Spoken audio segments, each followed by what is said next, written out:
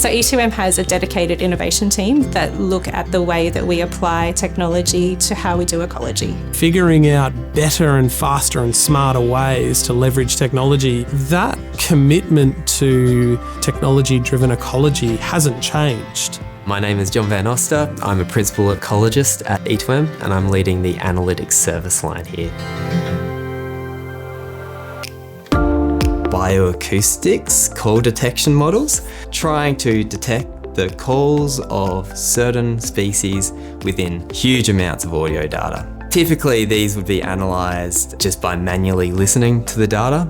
Using artificial intelligence solutions means you can scale that approach to data sets that would have otherwise been practically impossible. We can try and look for calls of a yellow-bellied glider or koala in years of audio data from a project area. We're also applying the technology for remote camera images. Remote cameras, they're also called camera traps. It's a motion activated camera that's set up and it's triggered when an animal passes in front of the camera. With the latest and greatest image detection tools, we can build image detection models to automatically screen millions of images to pick the species that we're particularly interested in.